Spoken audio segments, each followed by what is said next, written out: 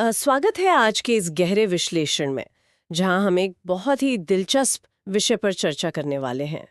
मतलब आज का जो हमारा स्रोत है वो हिंदी व्याकरण की एक पुस्तक का अध्याय 14 है, जो संज्ञा यानी नाउन के बारे में है। बिल्कुल। लेकिन देखिए, आज हमारा मिशन किताबी परिभाषाओं को रटना बिल्कुल नहीं है, बल्कि हम ये समझने की कोशिश करेंगे कि मानव मस्तिष्क अपने आसपास की दुनिया को कैसे नाम देता है, कैसे उसे वर्गीकृत करता है। सही बात है। अक्सर व्याकरण को सिर्फ नीरस नियमों का पुलिंदा मान लिया जाता है ना, लेकिन ये उससे कहीं ज्यादा है। बिल्कुल। और इस चर्चा को शुरू करने के लिए मैं सोच रही थी कि हम एक उपमा का इस्तेमाल करें। कल्पना कीजिए कि ये पूरी दुनिया एक बहुत बड़ा, अनथीन और पूरी तरह से अव्यवस्थित गोदाम है। अच्छा, एक गोडाउन। हाँ, एक ऐसा गोदाम जहाँ अरबों भौतिक चीजें हैं, लोग हैं, जगहें हैं और यहाँ तक कि अनगिनत भावनाएं भी हैं। लेकिन किसी भी चीज पर कोई पर्ची नहीं लगी है, कोई टैग नहीं है। अरे बाप रे, तब तो कोई चीज ढूंढना असंभव ही हो जाएगा। वही तो। इस अराजकता में अगर आपको कुछ चाहिए तो वो बस एक धुंधला शोर लगेगा। और यहीं पर भाषा का सबसे बड़ा आविष्कार काम आता है, वो लेबलिंग प्रणाली, वो टैग जो इस पूरी अराजकता को एक सटीक व्यवस्था में बदल देता है। और हिंदी व्याकरण में इसी जादुई लेबल को हम संज्ञा कहते हैं। एकदम सही। देखिए, ये गोदाम वाली जो उपमा आपने दी, ये व्याकरण के मूल उद्देश्य को बहुत सटीकता से पकड़ती है। जब किसी चीज को हम एक नाम देते हैं तो उसे सिर्फ एक शब्द नहीं मिल रहा होता। तो फिर क्या होता है? असल में दिमाग के नक्शे में उसे एक स्थायी और स्वतंत्र जगह दी जा रही होती है। मस्तिष्क इस तरह से अपनी ऊर्जा बचाता है, वो दुनिया को समझने लायक टुकड़ों में बांट लेता है। मतलब ये सीधे तौर पर मनोविज्ञान से जुड़ा है। बिल्कुल। संज्ञा कोई रटने वाली चीज नहीं है, ये इस बात का ब्लूप्रिंट है कि हमारा दिमाग वास्तविकता को कैसे प्रोसेस करता है। ये बहुत ही दिलचस्प नजरिया है। तो अगर हम इस लेबल लगाने की प्रक्रिया को थोड़ा करीब से देखें, स्रोत के अनुसार बुनियादी तौर पर कहा जाता है कि संज्ञा का अर्थ है नाम। हाँ, किसी भी व्यक्ति, वस्तु, स्थान, जाति या भाव का नाम। जैसे स्रोत में कुछ विशिष्ट उदाहरण दिए गए हैं: राम, सीता, सोना, चांदी, रायपुर, दिल्ली, बुढ़ापा और बचपन। हाँ, अब इस छोटी सी सूची में ही देखिए, एक बहुत गहरा पहलू छिपा है। इसमें सोना और चांदी जैसी ठोस चीजें हैं जिन्हें आप छू सकते हैं। हाँ, लेकिन साथ ही बुढ़ापा और बचपन जैसी अमूर्त चीजें भी हैं जिन्हें सिर्फ महसूस किया जा सकता है। सही कहा। बुढ़ापा कोई मेज पर रखी चीज तो है नहीं। बिल्कुल नहीं। लेकिन इंसान का दिमाग इतना विकसित है कि वो अपनी आंतरिक भावनाओं और समय के पड़ावों को भी एक स्वतंत्र भौतिक वस्तु की तरह एक नाम दे देता है। भाषा बुढ़ापे को एक आकार दे देती है ताकि हम उसके बारे में बात कर सकें। लेकिन जब हम इस तरह से हर चीज को लेबल करने लगते हैं तो एक बड़ी उलझन खड़ी हो जाती है। स्रोत में एक नोट दिया गया है जिस पर मैं आपका ध्यान खींचना चाहूंगी। हाँ, बताइए। अक्सर लोग वस्तु और उसकी खासियत में कंफ्यूज हो जाते हैं। जैसे अगर एक बहुत ही साधारण सा वाक्य लें, साड़ी पीली है। अब यहाँ पीला भी तो एक नाम है ना? एक रंग का नाम। एक रंग का नाम। तो क्या पीला भी उसी गोदाम का एक लेबल है? मतलब क्या वो भी संज्ञा है? ये बहुत ही आम दुविधा है और ये उलझन इसलिए पैदा होती है क्योंकि हम रंग को भी एक स्वतंत्र अस्तित्व मान लेते हैं। लेकिन असल में पीला या सफेद या काला ये संज्ञा नहीं है, ये विशेषण है जिन्हें हम अंग्रेजी में एडजेक्टिव कहते हैं। अच्छा, तो संज्ञा और विशेषण में फिर मूल अंतर कैसे तय होता है? देखिए, इसे ऐसे समझिए कि संज्ञा वो मूल ढांचा है, वो दीवार है जिस पर विशेषण रूपी पेंट टिका होता है। दीवार और पेंट, समझ गए। अगर इस ब्रह्मांड से साड़ी या पीले रंग के किसी भी वस्तु को पूरी तरह से मिटा दिया जाए तो क्या पीलेपन का अपना कोई स्वतंत्र वजूद बचेगा? बिल्कुल नहीं। पीला रंग तो हवा में नहीं टिक सकता, उसे कोई सतह चाहिए। बस यही बात है। पीला हमेशा किसी वस्तु की विशेषता के रूप में ही अस्तित्व में आता है। साड़ी का अपना स्वतंत्र वजूद है, इसलिए वो संज्ञा है। पीला उसका गुण है, इसलिए वो विशेषण है। ये बहुत ही स्पष्ट तर्क है।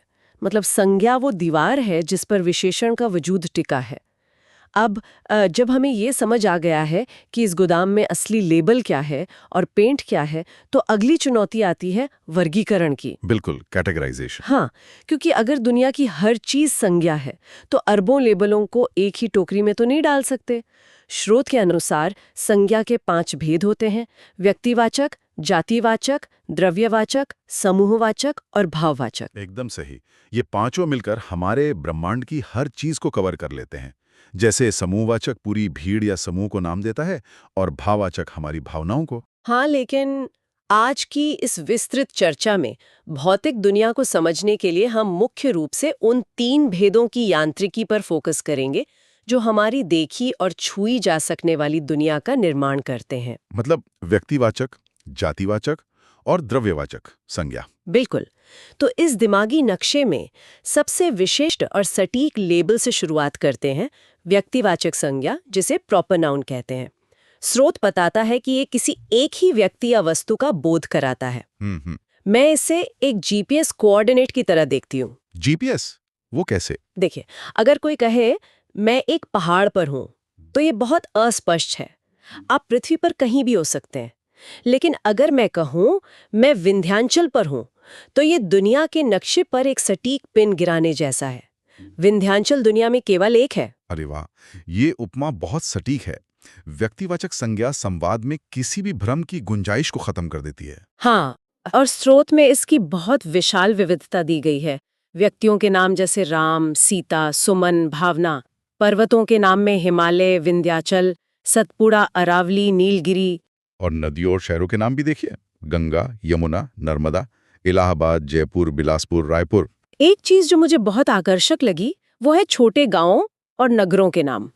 जैसे स्रोत में नाम है फरसगुम, पोटा, मालखरोदा, छुरा, रतनपुर, सिरपुर, राजिम, डोंगरगढ़, दंतेवाड़ा। बिल्कुल, ये इस बात का प्रमाण है कि व्याकरण केवल एक अमूर्त नियम नहीं है। सही बात है। ये स्थानीय भूगोल और संस्कृति से गहराई से जुड़ा हुआ है। जब कोई छोरा या राजिम कहता है तो वो एक पूरे भूगोल और इतिहास को एक ही लेबल में समेट देता है। और इसके अलावा महासागरों, दिशाओं जैसे पूर्व पश्चिम, दिनों और महीनों के नाम, यहाँ तक कि स्थानीय अखबारों के नाम, नवभारत, दैनिक भास्कर, नई दुनिया, हरी भूमि, ये सब व्यक्तिवाचक संज्ञाएं हैं। लेकिन संवाद हमेशा इतना सटीक नहीं हो सकता है ना? हाँ, बिल्कुल। दिन भर की बातचीत में हम हमेशा जीपीएस पिन का इस्तेमाल नहीं कर सकते। सही कहा। कभी-कभी हमें एक विशिष्ट पेड़ के बजाय पूरे जंगल के बारे में बात करनी होती है, और यहीं से हम सामान्यीकरण यानी जनरलाइजेशन की ओर बढ़ते हैं, जिसे व्याकरण में जातिवाचक संज्ञा या कॉमन नाउन कहा जाता है। ये बहुत जरूरी शिफ्ट है।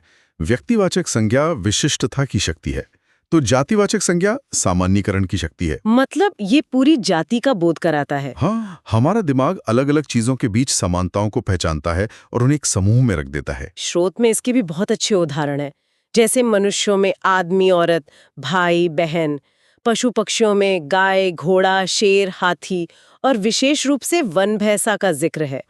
वस्तुओं में घड़ी, किताब, और यहाँ मोबाइल और कंप्यूटर भी शामिल हैं।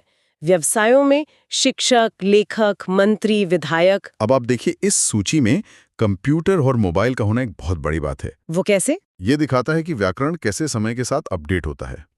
जैसे ही इंसान कोई नई तकनीक बनाता है और वो करोड़ों की संख्या में जन सामान्य के इस्तेमाल में आती है, भाषा तुरंत उसे एक जाति के रूप में स्वीकार कर लेती है। मतलब ये भाषा का एक तरह का सॉफ्टवेयर अपडेट है। बिल्कुल। आज सबके पास अलग अलग ब्रांड के मोबाइल हैं, लेकिन व्याकरण के लिए उन सबकी जाति एक ही है, मोबाइल। हाँ, ये तो समझ आता है। लेकिन स्रोत पढ़ते हुए मुझे एक बहुत बड़ा वैचारिक पुशबैक महसूस हुआ। अच्छा, किस बात पर? प्राकृतिक घटनाओं पर। स्रोत में तूफान, वर्षा, भूकंप, ज्वालामुखी, वज्रपात, इन सबको भी जातिवाचक संज्ञा कहा गया है। तो इसमें आपको क्या अजीब लगा? मैं सोच रही थी कि एक कुर्सी या कंप्यूटर जैसी भौतिक वस्तु जिसे हम छू सकते हैं, और भूकंप जैसी प्राकृतिक घटना जो सिर्फ एक पल के लिए होती है, इन दोनों को एक ही श्रेणी में क्यों रखा गया है? भूकंप कोई वस्तु थोड़ी ही है। ये बहुत ही शानदार सवाल है, और इसका जवाब मानव मस्तिष्क के काम करने के तरीके में छुपा है। अच्छा, बताइए। देखिए, शुरुआती इंसानों ने जब पहली बार धरती को भयानक रूप से कांपते हुए देखा होगा, तो वो एक अज्ञात अनुभव रहा होगा। बिल्कुल डरावना अनुभव। लेकिन जब ऐसा बार बार हुआ, तो दिमाग ने इस अराजकता के बीच एक पैटर्न पहचान लिया। उसने समझ लिया कि ये घटनाओं की एक पूरी श्रृंखला है। भाषा ने इस दोहराए जाने वाले पैटर्न को एक नाम दे दिया। तो मतलब भाषा ने एक बहती हुई घटना को एक वस्तु का दर्जा दे दिया। बिल्कुल, चाहे वो कंप्यूटर हो या प्रकृति की विनाशकारी शक्ति ज्वालामुखी। जब वे एक जैसी घटनाओं की एक पूरे वर्ग का प्रतिनिधित्व करते हैं तो भाषा उन्हें समान जाति मानती है। भूकंप नाम दिए बिना आप उसका वैज्ञानिक अध्ययन कैसे करेंगे? बाप रे, ये तो मैंने सोचा ही नहीं था। मतलब तूफान सिर्फ हवा का बहना नहीं है, व्याकरण ने उसे एक स्वतंत्र अस्तित्व दे दिया है। ये सच में पैटर्न को पहचानने की कला है। एकदम सही। तो हमने विशिष्ट चीजों को देख लिया, मतलब व्यक्तिवाचक, और पूरी श्रेणियों को देख लिया, मतलब जातिवाचक।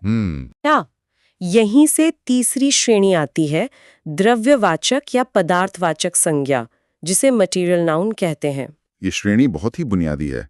इसकी परिभाषा ही ये है कि इससे उस द्रव्य का बोध होता है जिसे मापा या तौला जा सकता है पर गिना नहीं जा सकता। हाँ, जैसे अगर हम जातिवाचक संज्ञा को एक पूरी तरह से तैयार कार मान लें, तो द्रव्यवाचक संज्ञा वो लोहा और पेट्रोल है जिससे वो कार बनी है और चलती है। बहुत बढ़िया उपमा ये है ना? आप कारों को तो गिन सकते हैं, एक कार, दो कार, लेकिन पेट्रोल को आप ऐसे नहीं गिन सकते, उसे लीटर में मापना पड़ता है। बिल्कुल, कार एक आकार है जो गिना जा सकता है, लेकिन उसके पीछे का मूल पदार्थ आकारहीन है, उसे केवल मापा या तौला जा सकता है। स्रोत में इसे 3 मुख्य श्रेणियों में बांटा गया है। हाँ, पहली है धातुएं और खनिज, जैसे लोहा, सोना, चांदी, पीतल, तांबा। दूसरी है खाने पीने की वस्तुएं, जैसे पानी, घी, तेल, चावल, दूध, नमक। और तीसरी श्रेणी है ईंधन, जिसमें मिट्टी, तेल, पेट्रोल, डीजल, कोयला शामिल हैं। अगर आप इन 3 श्रेणियों को, मतलब धातु, भोजन और ईंधन को एक साथ देखें तो ये मानवीय अस्तित्व की पूरी कहानी बयान करते हैं। सच में ये केवल व्याकरण की सूची नहीं है, ये तो हमारी वैश्विक अर्थव्यवस्था की रीढ़ है। बिल्कुल, हमारा पूरा भौतिक जीवन, आश्रय के लिए धातुएं, पोषण के लिए भोजन और ऊर्जा के लिए ईंधन, इसी द्रव्यवाचक श्रेणी पर टिका है। और अगर हम इसे अर्थशास्त्र के चश्मे से देखें तो शेयर बाजारों का उतार चढ़ाव या देशों के बीच होने वाले समझौते, ये सब असल में इसी द्रव्यवाचक संज्ञा पर नियंत्रण पाने की जद्दोजहद ही तो है। 100%। कच्चा तेल, सोना, कोयला, ये सब वही पदार्थ हैं जिन्हें मापा और तौला जाता है। पानी का अपना कोई आकार नहीं होता, लेकिन वो उस बर्तन का आकार ले लेता है जिसमें वो डाला जाता है। आकारहीन कच्चा माल जो पूरी दुनिया को आकार देता है, ये बहुत ही शक्तिशाली विचार है ना? तो अगर हम आज की इस चर्चा को समेटें, हमने देखा कि ये दुनिया एक अव्यवस्थित गोदाम है और संज्ञा वो लेबलिंग सिस्टम है जो इसमें व्यवस्था लाता है। बिल्कुल। हमने विशेषण के भ्रम से बचना सीखा कि कैसे रंग खुद में संज्ञा नहीं है, और फिर हमने व्यक्तिवाचक के जीपीएस पिन को समझा, जातिवाचक के सामान्यीकरण को देखा और अंत में द्रव्यवाचक के रूप में उस कच्चे माल को पहचाना जो मानव सभ्यता को चलाता है। व्याकरण सच में एक दर्पण है जो दिखाता है कि मानव सभ्यता वास्तविकता और भौतिक पदार्थों को कैसे व्यवस्थित करती है। बिल्कुल, और इसी से जुड़ा हुआ एक अंतिम विचार जो मैं छोड़ना चाहूंगी, हमने देखा कि व्याकरण समय के साथ अपडेट होता है, जैसे मोबाइल का शामिल होना। तो ये सोचने वाली बात है कि भविष्य में जो ये डिजिटल और अमूर्त संपत्तियां हैं, उन्हें हम कैसे वर्गीकृत करेंगे। आप डेटा और कोडिंग की बात कर रही हैं। हाँ, क्या भविष्य में इंटरनेट का डेटा या सॉफ्टवेयर कोड द्रव्यवाचक संज्ञा मानी जाएगी, क्योंकि डेटा को गिना नहीं जाता, उसे तो गीगाबाइट में मापा जाता है, या वो कुछ नई तरह की जातिवाचक संज्ञा बनेंगे? ये तो सच में बहुत गहरा सवाल है ना? तो अगली बार जब दुनिया की किसी भी चीज का नाम लें तो सोचेगा कि आपके दिमाग ने उसे किस लेबल के तहत अपने उस विशाल गोदाम के किस कोने में रखा है। आज के इस विश्लेषण में जुड़ने के लिए बहुत बहुत धन्यवाद।